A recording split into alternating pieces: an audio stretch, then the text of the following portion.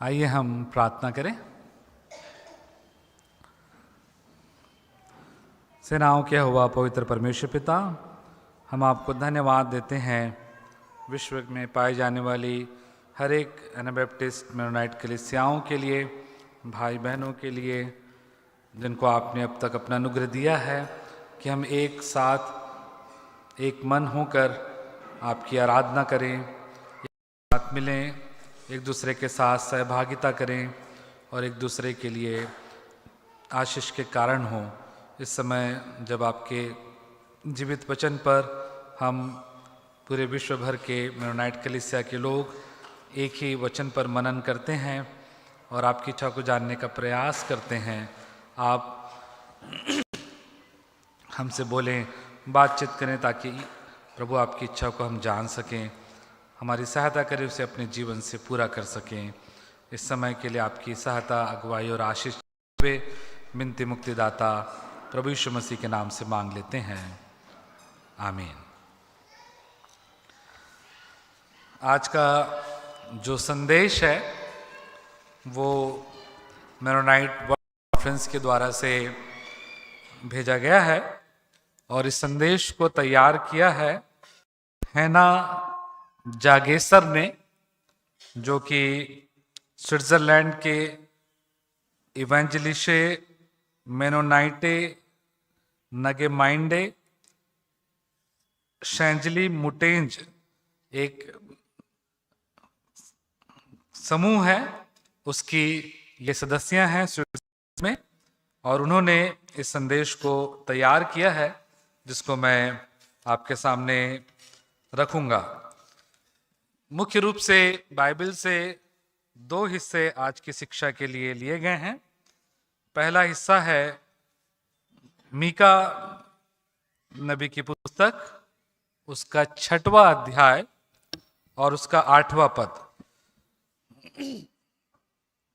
जहां इस प्रकार से लिखा हुआ है, मीका 6 उसका 8वां पद। हमारी बाइबल में पृष्ठ संख्या 1082।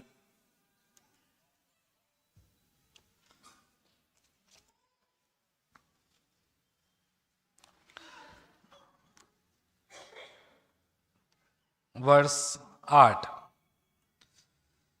हे मनुष्य, वह तुझे बता चुका है कि अच्छा क्या है,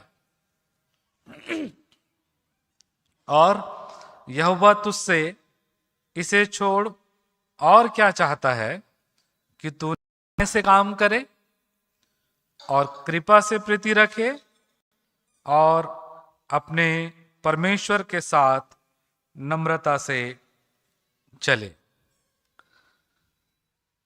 कि तू न्याय से काम करे, कृपा से प्रीति रखे और अपने परमेश्वर के साथ नम्रता से चले। मीका के अनुसार से ये जो तीनों बातें हैं जिसके बारे में परमेश्वर ने कहा है कि परमेश्वर चाहता है, ये तीनों बातें अत्यंत महत्वपूर्ण हैं। व्यवस्था का पालन करना, अर्थात न्याय करना, सही कार्य करना या अन्याय को सहन ना करना। दूसरी बात, अपने सह मनुष्यों के साथ या उनके प्रति मानवीय होना, एकजुटता दिखाना और एक दूसरे की देखभाल करना। और तीसरी बात, परमेश्वर के साथ निरंतर संगति में जीवन जीना, ध्यानपूर्वक, समझदारी और आदर के साथ परमेश्वर के साथ चलना। तो इसमें जो पहली बात जो है वो प्रियो है न्याय। जब हम न्याय के बारे में सोचते हैं तो अक्सर हमारे मन में ये विचार आता है कि हर व्यक्ति को उसके कर्मों के अनुसार दंड प्रतिफल मिलना चाहिए, परंतु परमेश्वर का न्याय मुख्य रूप से दंड के में नहीं है। परमेश्वर का न्याय जीवन देने वाली परिस्थितियों की रचना है। मनुष्यों के बीच संतुलित संबंध, परमेश्वर और उसकी दृष्टि के बीच सही संबंध को भी परमेश्वर का न्याय प्रस्तुत करता है। और क्योंकि आप और मैं कमजोर हैं, इसलिए परमेश्वर के न्याय में करुणा की बड़ी भूमिका है। यह न्याय केवल व्यक्ति तक सीमित नहीं है, बल्कि पूरे सामाजिक जीवन को ध्यान में रखता है। इस सामाजिक न्याय का उदाहरण हमको बाइबल में मिलता है। लय व्यवस्था उसके 25वें अध्याय में, जहां पर हम जुबली वर्ष के उदाहरण को देखते हैं, जबकि 49 वर्षों के बाद यदि किसी ने कोई ऋण लिया है, उधार लिया है, तो उसके सारे उधार परमेश्वर की व्यवस्था के अनुसार से माफ कर दिए जाते थे। दूसरी जो बात इस पद में है वो है कृपा से प्रीति रखना। ये मानवता और साझा करने के बारे में है। मनुष्य होना, एक दूसरे के प्रति एकजुटता दिखाना और स्नेह देना। हम में से बहुत से लोग जानते हैं कि उन लोगों से मेहमान नवाजी या आतिथ्य पाना कैसा लगता है जिनके पास हमसे स्रोत या सुविधाएं हैं। फिर भी वे उस क्षण जो भी थोड़ा कुछ हमारे लिए कर पाते हैं, उसे वो हमारे लिए करते हैं, और ऐसा हमारे जीवन के लिए बहुत प्रभावशाली होता है। कभी कभी तो यह हमारे लिए लज्जाजनक भी हो सकता है, क्योंकि उस समय हम उनके सेवा के बदले उनको कुछ नहीं दे पाते। लेकिन शायद हम यह निश्चय करते हैं कि हम भी इसी उदाहरण का अनुसरण करेंगे। तीसरी बात जो इस पद में है वो है अपने परमेश्वर के साथ नम्रता से चलना। परमेश्वर के साथ निरंतर उनकी निकटता में जीवन व्यतीत करना और उनके साथ साथ चलना। इसका अर्थ यह है कि मार्ग परमेश्वर दिखाता है और हम उसका अनुसरण करते हैं। ऐसा नहीं कि हम पहले तय करें कि हमें कहाँ जाना है और फिर परमेश्वर हमारे पीछे आए, बल्कि परमेश्वर ही उस मार्ग पर अग्रसर होता है जिस पर हमें सतर्कता से, सावधानी से उसके साथ चलना होता है। परमेश्वर तब प्रसन्न होता है जब हम भलाई करते और बांटते हैं, जैसा कि इब्रानियों की पत्री उसके 13 अध्याय के 16 पद में लिखा हुआ है, भलाई करना और बांटना या उदारता ना भूलो, क्योंकि परमेश्वर ऐसे बलिदानों से प्रसन्न होता है। जो दूसरा स्थल आज के मनन के लिए लिया गया है वो है लूका रचित सुसमाचार उसका 10वां अध्याय और उसके 25 पद से लेकर के 37 पद तक, जो कि दयालु सामरी का दृष्टांत है। इसको मैं पहले आपके सामने पढ़ूंगा। लूका 10:25 से 37। और देखो, एक व्यवस्थापक उठा और यह कहकर उसकी परीक्षा करने लगा, हे गुरु, अनंत जीवन का वारिस होने के लिए मैं क्या करूं? उसने उससे कहा, व्यवस्था में क्या लिखा है? तू कैसे पढ़ता है? उसने उत्तर दिया, तू प्रभु अपने परमेश्वर से अपने सारे मन और अपने सारे प्राण, इस सारी शक्ति और अपनी सारी बुद्धि के साथ प्रेम रख, और अपने पड़ोसी से अपने समान प्रेम रख। उसने उससे कहा, तूने ठीक उत्तर दिया, यही कर तो तू जीवित रहेगा। परंतु उसने अपने आप को धर्मी ठहराने की इच्छा से पूछा, तो मेरा पड़ोसी कौन है?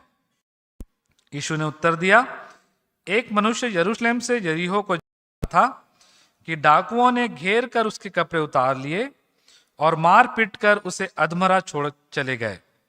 और ऐसा हुआ कि उसी मार्ग से एक जा रहा था, परंतु उसे देख के कतराकर चला गया।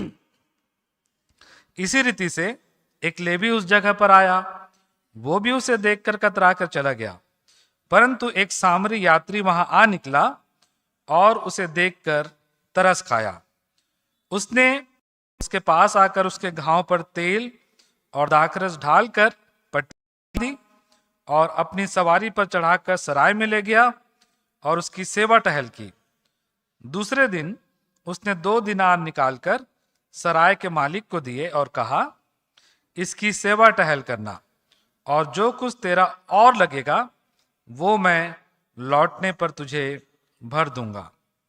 अब तेरी समझ में जो डाकुओं में घिर गया, इन तीनों में से उसका पड़ोसी कौन ठहरा? उसने कहा, वही जिसने उस पर दया की। यीशु ने उससे कहा, जा तू भी ऐसा ही कर। हम सब इस दयालु सामरी की कहानी जानते हैं और इस पूरी कहानी का संदेश बहुत ही सरल रूप से जब इस कहानी को हम पढ़ते हैं तो प्राप्त कर सकते हैं, और वो ये है कि जा तू भी ऐसा ही कर। इस संदेश की जो उपदेशिका है वो कहती हैं कि मैं एक ऐसी घटना के बारे में सोचती हूं जो किसी न किसी रूप में इस दृष्टांत से मेल खाती है। वो कहती हैं, पिछले शरद ऋतु में घाना अफ्रीका के देश के अल्फ्रेड नाम के एक व्यक्ति मेरे माता पिता के साथ स्विट्जरलैंड में रहने के लिए आए। वे स्विट्जरलैंड में विश्वविद्यालय के धर्मशास्त्र की पढ़ाई के अंतर्गत एक सेमेस्टर के लिए स्विट्जरलैंड आए थे। स्विट्जरलैंड में अपने प्रवास के दौरान 2 बार व्यथित होकर के वो अपने घर गए, क्योंकि उन्होंने बेसल स्टेशन पर लोगों को एस्केलेटर से गिरते हुए देखा। एस्केलेटर मतलब हम जानते हैं कि जो सीढ़ियां चलती रहती हैं जिसमें लोग चढ़ केवल खड़े हो जाएं तो आप ऊपर पहुंच सकते हैं। उन्होंने 2 बार उस एस्केलेटर से लोगों को गिरते हुए देखा और उन्हें सबसे अधिक दुख इस बात का नहीं था कि लोगों को चोट लगी, बल्कि इस बात का था कि आसपास बहुत कम या लोग होने के बावजूद भी कोई भी उन घायलों की सहायता करने के लिए आगे नहीं आया। यह दर्शाता है कि किसी व्यक्ति की सामान्य रूप से सहायता करना वास्तव में इतना सरल नहीं होता। भले ही स्थिति जैसे कि इस घटना के बारे में बताई गई है वैसी हो, वास्तव में एक दूसरे की सहायता करने में खतरे भी हमको दिखाई देते हैं। उपदेशिका कहती हैं कि प्रेम करने का निर्णय लेना हमारे लिए एक बहुत ही समर्पण की मांग करता है। बहुत से लोग स्पष्ट रूप से जाकर या जाओ और वैसा ही करो को सामान्य रूप से पूरा नहीं कर पाते। इसलिए शायद इस बाइबल पाठ को और गहराई से देखने की आवश्यकता है। इस दृष्टांत में कहानी का जो नायक है या हीरो जो है वो ना तो याजक है, ना लेवी और ना ही कोई साधारण यहूदी। इस कहानी का नायक जो है वो सामरी है, ऐसा व्यक्ति जिसे उस समय यहूदी दृष्टिकोण से भटका हुआ और गलत विश्वास का अनुसरण करने वाला माना जाता था। आप इस घटना को पढ़ने के द्वारा से लगभग उस शास्त्री के दांत पिसने की आवाज सुन सकते हैं जब वह यीशु के प्रश्न का उत्तर देता है। इन तीनों में से यीशु मसीह ने उससे पूछा, इन तीनों में से उस मनुष्य का पड़ोसी कौन ठहरा जो डाकुओं के हाथों पड़ा? वो अपने आप को यह कहने के लिए तैयार नहीं कर पाता कि वो सामरी, परंतु इसके बजाय वो कहता है जिसने उस पर दया की। यदि यीशु आज हमें व्यक्तिगत रूप से यह कहानी सुनाए तो किसे हम नायक के रूप में देखकर असहज महसूस करते हैं। हमारे समाज में भी ऐसे लोग और समूह हैं जिन्हें हम किसी न किसी रूप से ठुकराते हैं। भले ही हम ऐसा ना चाहें, हमारे भीतर भी संकोच और पूर्वाग्रह होते हैं जिन्हें पार करना हमारे लिए आसान नहीं होता। लोगों के पास बहुत से कारण होते हैं। ऐसी घटनाएं जब उनके सामने घटती हैं, जैसे कि अगर मैं अभी रुक गया तो जिस बैठक में जाने के लिए मैं तैयार हो रहा हूं वहां जाने के लिए देर हो जाएगी। यदि यहां मैं रुक गया तो मेरे बॉस मुझसे नाराज हो जाएंगे। अगर मैं मदद नहीं कर पाया तो क्या होगा? मुझे तो प्राथमिक उपचार के बारे में कुछ जानकारी ही नहीं है। सब लोग देखेंगे कि मैं किसी की सहायता कर रहा हूं और ये कितनी शर्मनाक बात होगी। ऐसी बहुत से विचार प्रियों हमारे मन में ऐसी घटनाओं के समय में जब हमारे सामने घटती हैं आ सकते हैं।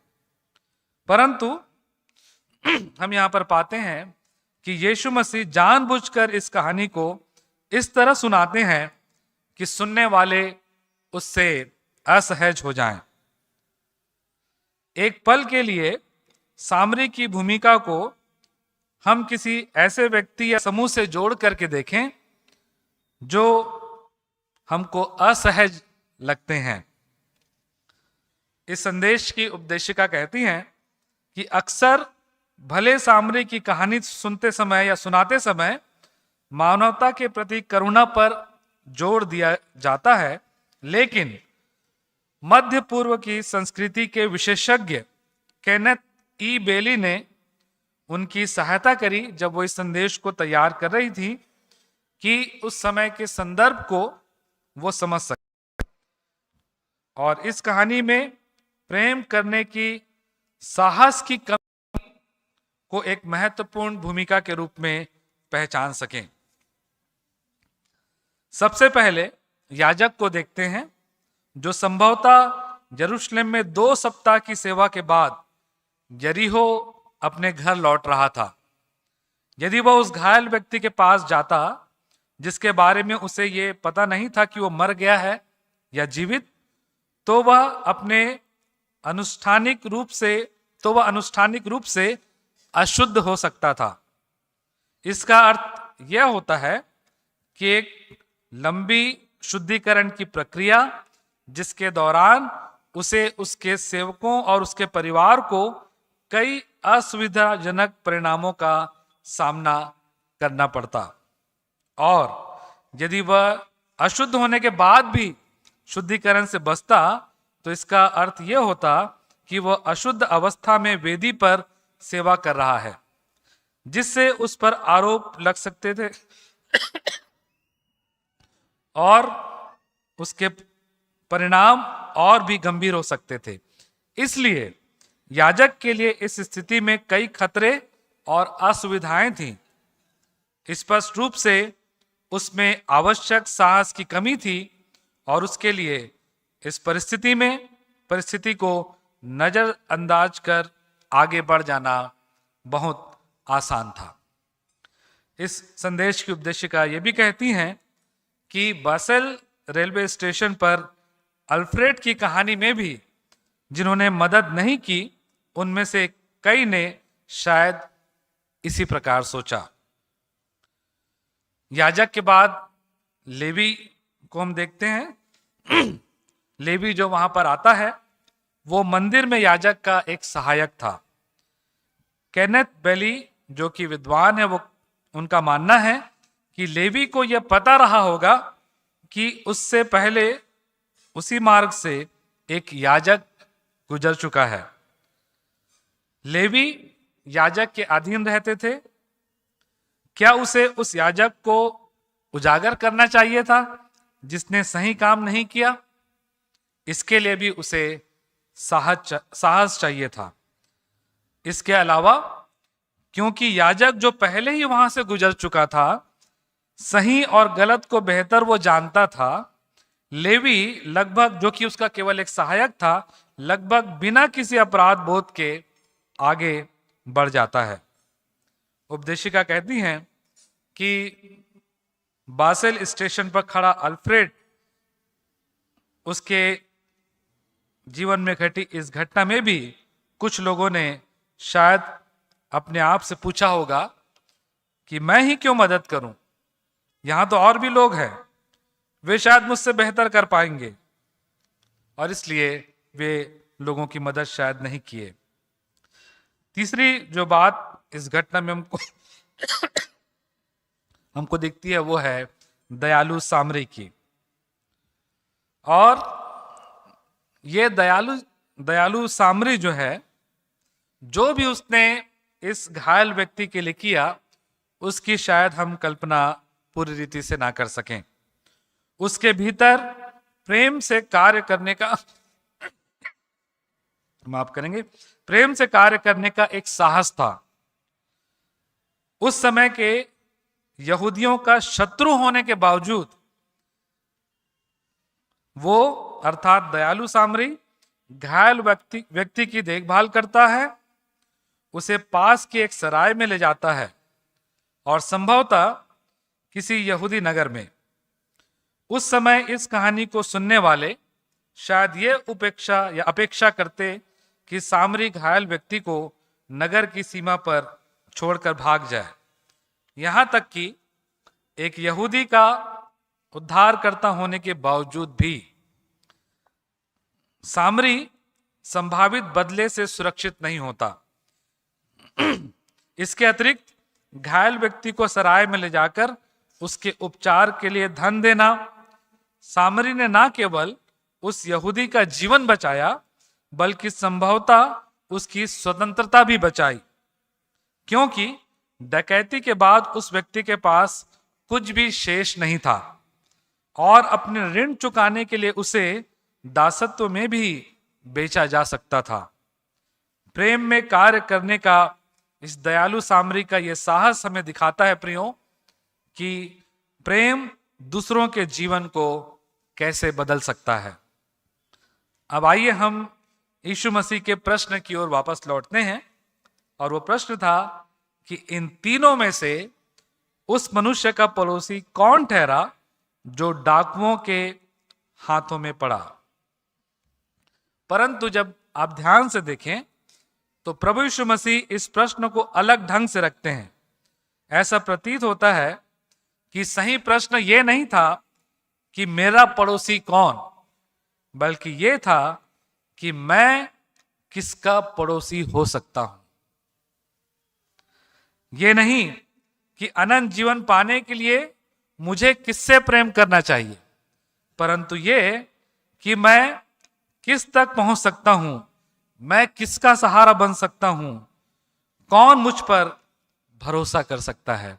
ये इस घटना का मुख्य संदेश है। यहां जो ध्यान आकर्षित किया गया है वो है प्रियो, कि मेरे अनंत जीवन की व्यवस्था से अधिक साथ साथ एकजुटता का जीवन हम कैसे जीते हैं। और इस दृष्टांत में पड़ोसी धार्मिक, भाषाई और जातीय सीमाओं को तोड़ देता है और शास्त्री को उसके आराम क्षेत्र से बाहर खींचकर लाता है, जो ये प्रश्न पूछ रहा था कि मेरा पड़ोसी कौन। ये परमेश्वर की एक नई दुनिया की दृष्टि को प्रकट करता है। यीशु मसीह उस शास्त्री से कहते हैं, तो तू जाकर ऐसा ही कर, जो कि 37 पद में लिखा हुआ है। अपने स्वभाव के कारण प्रियो, हम परमेश्वर और अपने साथी मनुष्यों से उस प्रकार का प्रेम करने में सक्षम नहीं है जैसा परमेश्वर हमसे चाहता है। फिर भी उपदेशिका कहती हैं कि मैं स्वयं को परमेश्वर की उस दिव्य दृष्टि की ओर उन्मुख करना चाहती हूं, एक ऐसे नई दुनिया की ओर जहां हम जरूरतमंदों की बलिदान पूर्वक सहायता कर सकें, जहां हम जो लोग घायल हों उनका प्राथमिकता के तौर पर उपचार कर सकें, जहां गरीबी हो वहां हम अपनी अधिकता में से उन्हें दे सकें, जहां नस्लवाद हो वहां हम उसके विरुद्ध खड़े हो सकें, जहां हाशिए पर धकेल दिए गए लोग हों वहां हम उनके पास पहुंच सकें, जहां उत्पीड़न हो वहां हम उनके पक्ष में खड़े हो सके। दुर्भाग्यवश संसार केवल सफेद है या काला, ये निर्णय लेना आसान नहीं होता। क्या मेरे पास हमेशा ऐसी सारी जानकारियां होती हैं जिससे मैं यह निर्णय ले सकूं कि मुझे किसके पक्ष में खड़ा होना चाहिए? यह आसान नहीं है। परिस्थितियां अक्सर जटिल होती हैं और यह कहना आसान नहीं होता कि सही क्या है। परंतु प्रभु यीशु मसीह हमसे, आपसे और मुझसे यह अपेक्षा करते हैं कि हम हर बार ये ना सोचे कि क्या सही है या गलत, लेकिन प्रेम करने का साहस निरंतर हम प्रदर्शित कर सकें।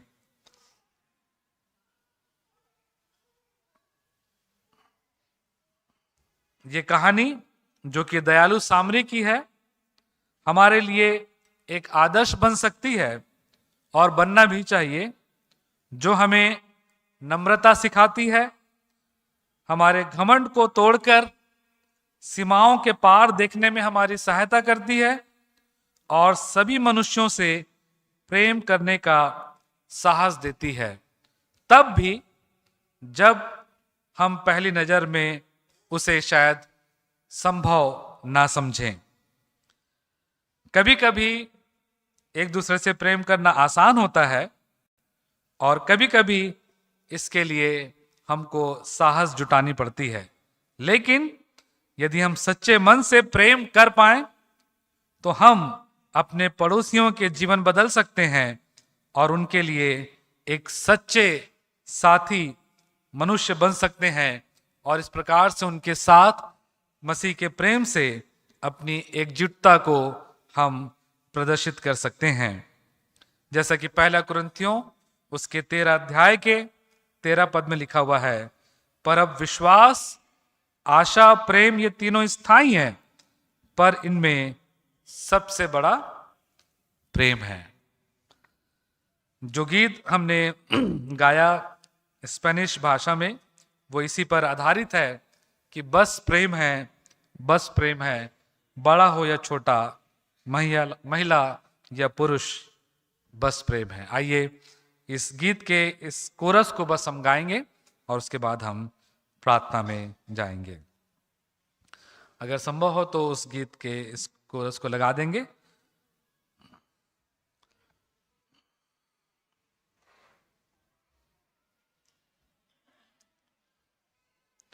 बस प्रेम है, बस प्रेम है, बड़ा हो या छोटा, महिला या पुरुष, बस प्रेम है, बस प्रेम है, बस प्रेम है, बड़ा हो या छोटा, महिला या पुरुष, बस प्रेम है। आइए हम प्रार्थना करें। प्रभु जी, हम आपका धन्यवाद करते हैं आपके प्रेम के लिए, जो हमें साहस देता है कि हम अपने भाई बहनों के साथ उनकी विपरीत परिस्थितियों में खड़े हो सकें, अपनी एकजुटता को आपके प्रेम से परिपूर्ण होकर एक दूसरे के लिए प्रदर्शित कर सकें। प्रभु जी, हम आपका धन्यवाद करते हैं आपके वचन के लिए। हमारी सहायता करें प्रभु जी, कि भले ही लोगों की हमारे प्रति नकारात्मक प्रतिक्रिया हो, नकारात्मक रवैया हो, चाहे भले ही वे हमें किसी भी दृष्टि से क्यों ना देखते हों, लेकिन हम एक अच्छे पड़ोसी बनकर हर परिस्थिति में उनके साथ खड़े होने, उनकी सहायता करते हुए उनके साथ अपनी एकजुटता को प्रदर्शित कर सकें, ताकि आपके प्रेम को हम उन तक पहुंचा सकें। और इसके लिए प्रभु जी हमें साहस चाहिए, हिम्मत चाहिए। आप अपनी पवित्र आत्मा से हमें सामर्थ दीजिए प्रभु जी, कि हम यरूशलेम, यहूदिया, सामरिया और पृथ्वी के छोर तक आपके प्रेम के गवाह बन सकें। इन वचनों के द्वारा से आप हमें आशीष प्रदान करें। इन वचनों को जीने के लिए हमारी सहायता करें। बिनती मुक्तिदाता प्रभु यीशु मसीह के नाम से मांगते हैं, आमीन।